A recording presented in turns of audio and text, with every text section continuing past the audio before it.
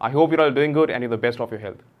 So in this class of system of particles and rotational motion, I've taught you all the concepts of how to evaluate the center of mass, moment of inertia, and how to use the concept of rotational motion in solving questions. I've talked to you about angular acceleration, moment of inertia, torque, and so many things. So today in today's class, we'll be practicing question on JEE main pattern exercise. We all know that in JEE main examination, questions are of multiple choice and each question has one option as the correct answer. If you mark option as the correct answer, you'll get +4 marks. If you mark the incorrect response, you'll be getting and suffering from -1 marks. Let's go ahead with the first question of the day. We have first question. Distance of the center of mass of a solid uniform cone from its vertex is Z0. It's given that we have a solid cone and its center of mass is at a distance of Z0 from vertex. If the radius of its base is r and its height is h, then the Z0 is equal to. Now if you remember, in our class I have told you about the center of mass of a solid cone and even of a hollow cone. If you remember, if I draw a solid cone, how will it look like? And this is for all the students who have watched this class of solid cone, and we have derived its center of mass. If you remember, I told you about in the case of solid cone, the center of mass, if it lies here, it is a distance of, let's say the distance is x. This distance is related with the height as h by 4. If you remember, I have told you about if this is the height of the cone and this is the radius, we have for the right circular cone, the center of mass lies from the center of the bottom, that is circular part that you can see, it lies at a height of h by 4. If the total height is h, this will lie at a height of h. Already I have drawn here, it will lie at a height of h by 4. So now it's given in the question, if you read the first line, distance of center of mass of a solid uniform cone from its vertex is Z0. That is from its vertex. If you see, this is the vertex, this is the height, this is Z0. It lies at this distance. We have to find this value of Z0 in terms of height h.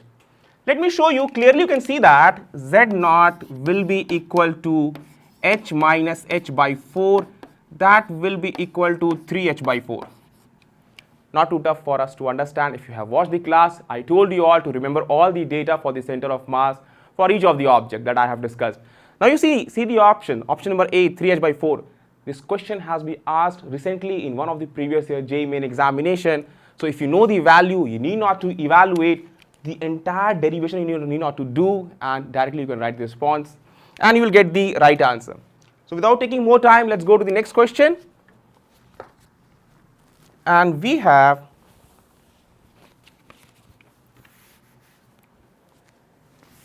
just let me clear the board for you all.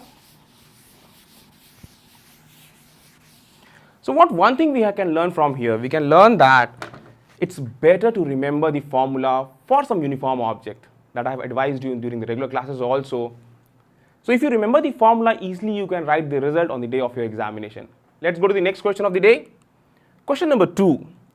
Two blocks of masses 10 kg and 4 kg are connected by a spring of negligible mass and placed on a frictionless horizontal surface. An impulse gives a velocity of 14 meter per second to the heavier block in the direction of the lighter block. I hope that you can understand the entire scenario and how to draw the diagram.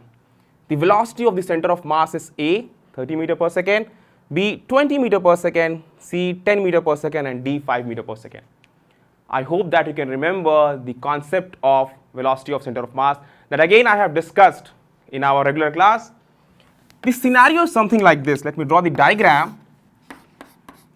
Two blocks, one heavy, one lighter. This is the heavier block. Let's say its mass is given as m0 is equal to 10 kg. Now there's a spring which is binding both the blocks. You can see here it's connected by a spring of negligible mass and placed on a frictionless horizontal surface. Let me show you a spring connecting other block of mass 4 kg. Let's say this mass is given as, we have taken already as m0, let's take this as m dash. This value of m dash that we can take as 4 kg. Now if you remember, in our regular class I have taught you about the velocity of center of mass was given as m1 into v1 plus m2 into v2 divided by m1 plus m2. This is what we have taught, this is what we have learned. So here it will be m naught into v naught. Let's say it is projected, it is initiated with a velocity v naught. This body is at rest, it will not be having any velocity, plus m dash, and let's say its velocity is v dash, which is equal to 0, divided by m naught plus m dash. That is what we have marked. Clearly you can see that m naught value, that is 10 kg, m dash is 4 kg. Now you read this statement, it says that with a velocity of 14 meter per second, frictionless horizontal surface, an impulse gives a velocity of 14 meter per second. That means the initial velocity of this block will be 14 meter per second. Use this value and put up here. You will get the velocity of center of mass. So if I put up the value, we are going to obtain m naught is 10 kg, its velocity 14, m dash is 4 kg, its velocity is 0, so need not to consider about it, and we have sum of masses 10 plus 4. 14 into 10 will give you 140, and with proper SI units we have kept all the values. 10 plus 4, 14. 140 divided by 14 is equal to 10 meter per second. So simple. If you remember how to find out the velocity of center of mass, you can clearly and very easily do such kind of question. Again, this question has been asked in one of the previous year examination. You can see that how easy a question comes in your JEE Main examination and how easily you can score by marking correct answers of such questions. Here we have used the concept of velocity of center of mass. I believe that it's clear to everyone. Let's proceed to the next question. Question number 3. This one is quite good question. From a solid sphere of mass capital M and radius capital R, a cube of maximum volume V, maximum volume is cut. That is what is given. Moment of inertia of cube. Don't worry about this statement. Moment of inertia of cube about an axis passing through its center and perpendicular to one of its faces is option number A, mr square by 32 root 2 pi, B, 4mr square by 9 root 3 pi, C, mr square by 16 root 2 pi, and D, 4mr square by 3 root 3 pi. Now you all know only about the moment of inertia of a cube, about an axis passing perpendicular through one of its faces and passing through the center of mass of the cube. But here the scenario is different. It is said that the cube is cut from a solid sphere. From a solid sphere of mass capital M and radius R, a cube of maximum possible volume is cut. Let me show you the sphere. And simple mathematics will help us to solve such kind of question. You can see that this is a sphere. We are going to cut a cube out of it of maximum volume. So if I draw the cube, it will look something like this. Although the three-dimensional view of it will be difficult for me to depict here, but I believe that you all can clearly understand and imagine it. Now see here, if you see let us say the cube edge length is given as A. Let's say the radius of the sphere that is given as capital R. So radius of the sphere I am marking separately, that's given as capital R. One thing you can understand, a cube of maximum volume is actually cut out from it. That means the diagonal, if I draw the diagonal of it, and let me say this diagonal is D. That's very simple. First of all, we need to relate this diagonal with the radius. This diagonal D will be equal to twice of radius of the sphere of which it is a part. Now, can we say what will the value of this diagonal? If I take out this cube and draw its three-dimensional figure, it will be somewhat like this. I hope that now you can understand stepwise how to proceed with such kind of question.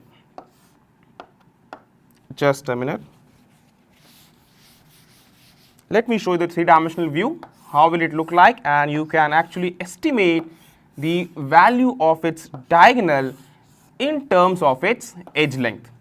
Edge length we have taken as A. So if I show you the edge length, that is A, Now you see the diagonal length of its face, if I mark it as B, this is the diagonal length, if I mark it as B, clearly we can say that B will be equal to root 2 times of A. I am not going into the depth detail of this. You can applying simple mathematics, you can evaluate it. Now you see B we have evaluated. You see that this length will be also of length A. Now if you draw the largest diagonal that is possible in this cube, that will be somewhere from this end and you need to connect it to the other end. This is one length, this is one length. This length is B, that is root 2A. This length is A and this is the diagonal length that we have considered, that is equal to D. We have taken, clearly you can see that this will make a right angle triangle and you can apply the Pythagoras theorem. You can say that D square will be equal to B square plus A square. From here, B square will be 2A square plus A square will get 3A square. So diagonal will come out to be root 3 times of A. First thing we are clear about the diagonal. Now clearly you can relate the D equals to 2R relation, you can relate and you can write it as root 3A equals to 2R. So I am rubbing this part. I believe that you would have taken note of this. I have showed you how to reach to here. So D is equal to root 3A. Root 3A equals to 2R. From here, therefore, A is equal to 2R by root 3. Although I have shown its entire derivation, people who are good in mathematics, and already you will be having a mathematical subject, if you know how to relate the diagonal with the edge length, you can directly reach to here with this formula, A equals to 2R by root 3.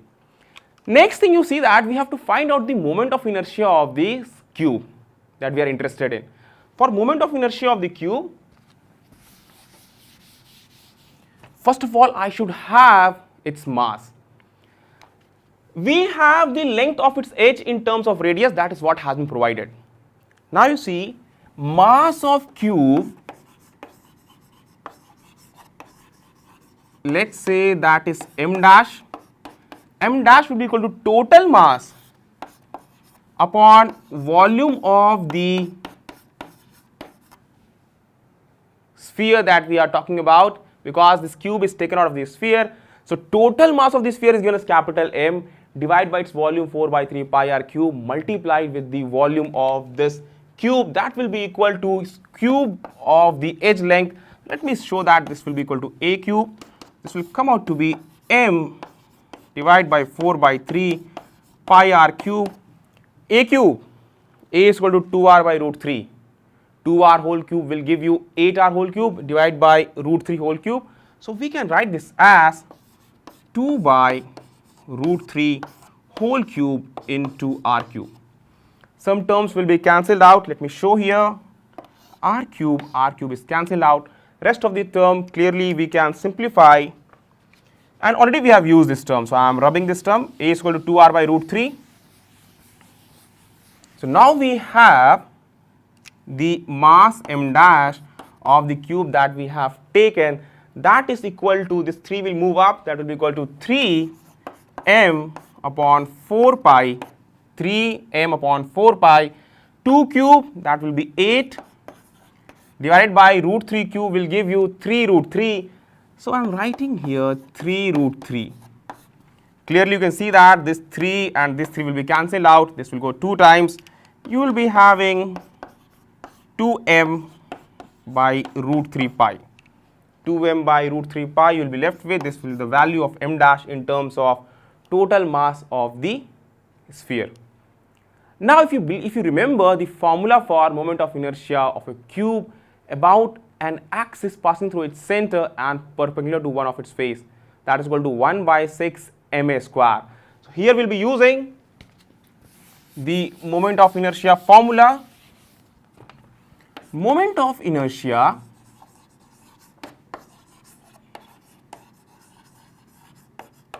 of the any cube that is about an axis passing through its center, that will come out to be 1 by 6 m dash a square. Simply apply this, and we need not to do actually why moment of inertia is 1 by 6 ma square. That you need to remember for a cube, for an axis passing through its center of mass and perpendicular to one of its face, this is the value. Let me go ahead and keep all the terms. M dash 2m by root 3 pi, 2m by root 3 pi. A square, A value just now I have given you 2r by root 3. So let me show you the value 2r by root 3. This was the value for the A that we have already estimated. I hope that you would have taken note of it. 2r by root 3 and whole square. Now you can go ahead, proceed from here and simply simplify this. So we will be having, after simplifying this, you see that this 2 will cancel out, this will go 3 times. So m divided by 3 root 3 pi, and then you will be left with 2 square will give you 4r square, 4r square divided by root 3 whole square, that will give you 3. So we got here. Now clearly you can see that the moment of inertia will turn out to be 4m r square divided by 3 into 3, 9 root 3 pi. 4m r square divided by 9 root 3 pi. This is the moment of inertia. Let's check with the given options. We are having 4m r square by 9 root 3 pi, that is the option number B. You can clearly check 4m r square by 9 root 3 pi, that is option number B is the right answer. Here I have shown you, elaborated each of this step. On the day of your examination, you will not be having this much time to show each of this step. What you do, you have to remember some basic things. You should remember how to relate the diagonal length with the edge length. That smartly you have to go ahead. Then again you have to relate edge length with the radius of the sphere. Then only you can quickly answer this without taking more time on such kind of question. Then again, the third thing, that is very important thing you need to remember, as regularly I have advised you, try to remember the moment of inertia formula for each of the uniform bodies that we have discussed in the class. We have discussed entire many kinds of objects that possible we have done in the class. So from there you can collect the value of moment of inertia, its formula, and you can keep on directly the values, variables, and then you can get the right answer, that is 4m square by 9 root 3 pi. So I hope that this would prove helpful for you all in your preparation to understand what kind of questions do appear in your examination. JEE examination, it's not one of the simplest examination and neither too tough also. With regular practice, accuracy will automatically come to you and you'll also have speed in your answering question. Let's go to the next question. Question number 4. A mass m supported by a massless string wound around a uniform hollow cylinder. You can see that we have mass m, we have a cylinder, this is actually wound around it. Uniform hollow cylinder, remember that it's a hollow cylinder of mass m and radius r. If the string does not slip on the cylinder, with what acceleration will the mass fall on the release? A 2g by 3, B g by 2, C 5g by 6 and D g. These are the 4 options that we need to check which is the correct one. You can understand the entire scenario. This is not a case of a disc pulley. Don't think that it's a pulley. It's a cylinder. You can think of a cylinder and from one string is actually hanging through one of the edge. Tangentially it is hanging and here we have actually connected a body of mass m. Now see, first of all we have to make the force equation. This, its weight will be acting downwards. There will be tension created here. This cylinder is going to roll. That is what you can understand from this scenario. This cylinder is going to roll. Let us make 2 equations, one force equation for this, its motion, and one rotational equation for its rotation. Let me write down, let me make a free body diagram of this mass m. This is what has been given, its mass is m, it's given in small m, so let us put here small m instead of capital M. So we have this small m. Its weight mg will be acting downwards. Tension in the string will be acting upwards. So let's say that tension in the string is acting in this direction. It's coming down with an acceleration a. So clearly from Newton's second law of motion we can write that mg minus t is equal to ma. This is first equation that we have. Only this equation we can make for the motion of this body. Now say cylinder is rolling. We all know that how to relate the angular acceleration of the cylinder and the linear acceleration of this body. That will be equal to A will be equal to R into alpha. Try to understand. if it is rotating with an angular acceleration alpha, and if it's coming down with a linear acceleration a, we all know that a and alpha will be related as its radius is r, a will be equal to r into alpha. So let me relate a equals to r into alpha. One thing we got. Now next thing, let me make the rotational equation of it. You see that tension will be acting on it in the downward direction. I have advised you, I have told you that tension acts always away from the object. Now it's rotating. The only torque that will be created, that will be due to the tension, and its value will be T into R. Clearly you can see that it's a cross product of distance and force. So writing the torque equation, we can say that torque is equal to moment of inertia into alpha, is what we know, and torque is here tension T into R. That is what we can write. Moment of inertia of a uniform hollow cylinder. It says that, you see here, it's a uniform hollow cylinder. I hope that very easily you can remember its moment of inertia formula, that is only mr square. For a solid cylinder it's half mr square, but for hollow cylinder it's mr square. So put here mr square. Again, since we have its mass is same, so I am using small m for this also, mr square. And alpha can be write as a by r.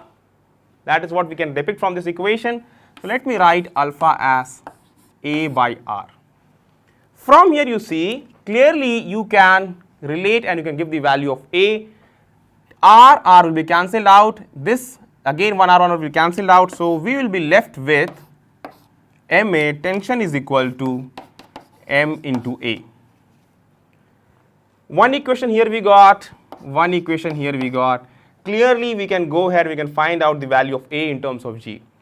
If we add both equation 1 and 2, so adding 1 and 2, we will be having tension T will be cancelled out, mg will be equal to ma plus ma. mg minus T, this minus T plus T will be cancelled out, so mg equals to ma plus ma, that will give you 2 ma. So a will come out to be g by 2.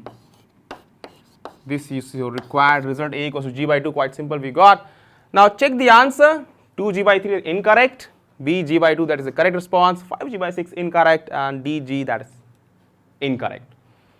So I believe that we understood how to solve such kind of question. Again, this question has been asked in one of the previous JEE main examination.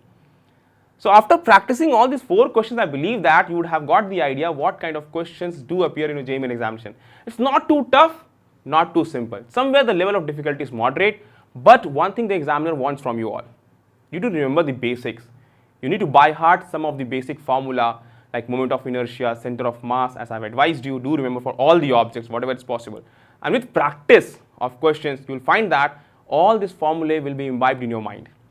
Let's go ahead with the next question of the day. And before that, let me clear the board for you all.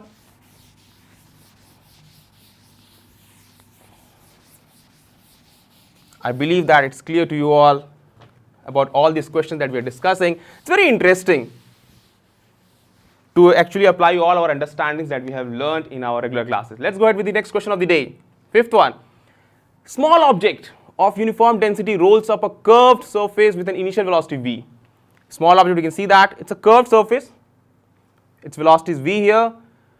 It reaches up to a maximum height of 3v square by 4g. So it's given that it reaches up to a maximum height of 3v square by 4g. What does this statement mean? We'll discuss that later on. With respect to the initial position, the object is A ring, B solid sphere, C hollow sphere, and D disk.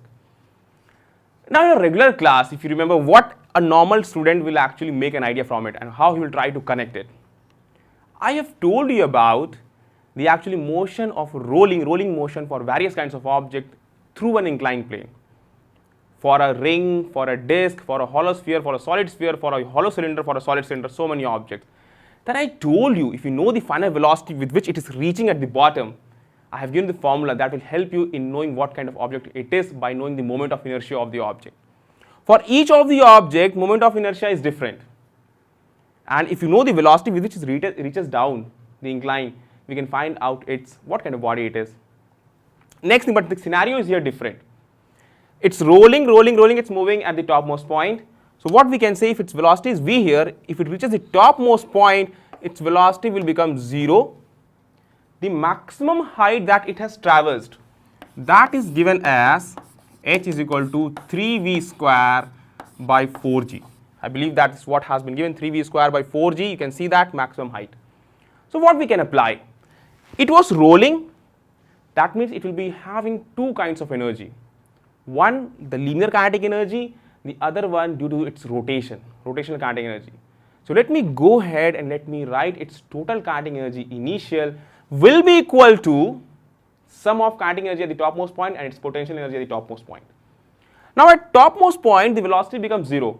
That means the only energy that the body will be possessing, that will be due to its height, that will be equal to mg into h, and h you have to apply this. We have to find the kind of object. If by any means we come to know the moment of inertia in terms of its mass and radius, we can actually say that what kind of object it is. Let's go ahead. Since no external agent applies any force, only internal conservative forces are acting. The gravitational attraction acting downward, that is acting. No external agent is doing any work. There is no friction. It says that the surface is frictionless. That means there will be no work done by the friction. Since no external agent applies any force, so we can write that total mechanical energy will be conserved. Total mechanical energy will be conserved. Hence, total mechanical energy initial will be equal to total mechanical energy final. This is what we can write. Now you see here the body is having two kinds of kinetic energy, due to rotation and one due to its velocity.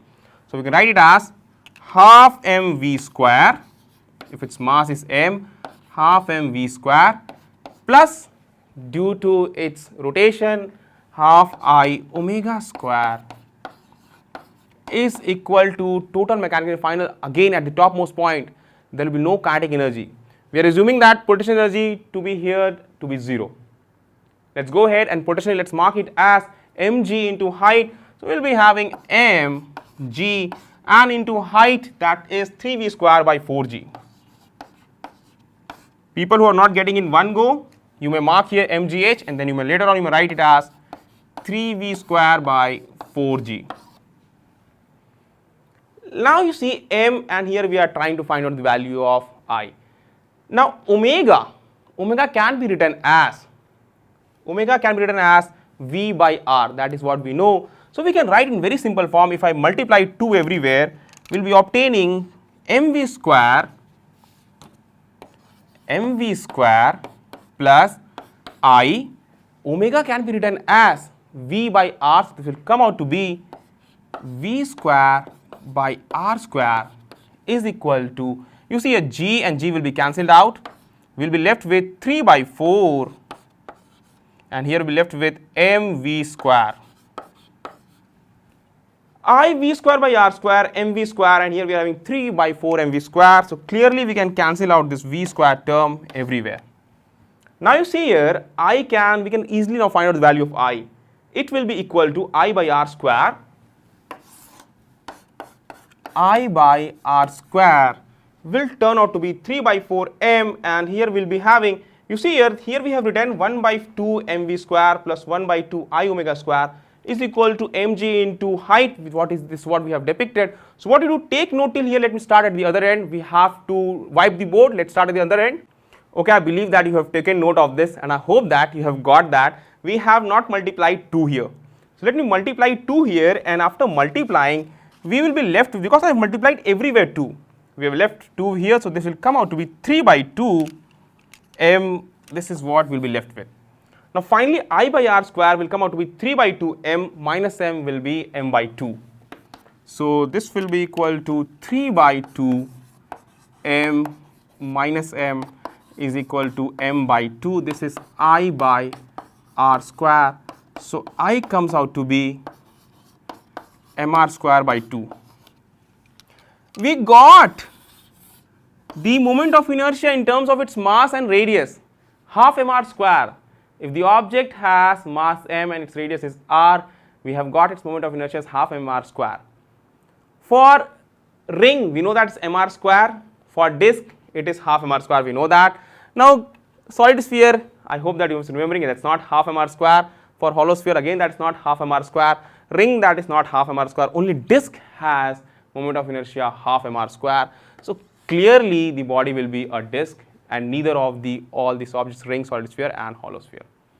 I hope that you have understood how to solve such kind of question. Again, my advice to you all, with regular practice, you'll find that easily and conveniently you will get into practice of solving it with accuracy, and you will gain speed, so that you can save on time. You will be having less time to solve each of the question on the day of your examination. 1 hour, 30 questions in physics in the JEE Main examination. That requires 2 minutes in each question. So try to remember some things that will be very much useful on the day of your examination. So these were all the first 5 questions that we have discussed in this class. These were previous year questions. I'll be discussing some more good questions in the next class based upon JEE Main pattern exercise, the same chapter, system of particles and rotational motion. Till the time, thank you everyone. Thank you for joining me. I'll meet you all in the next class.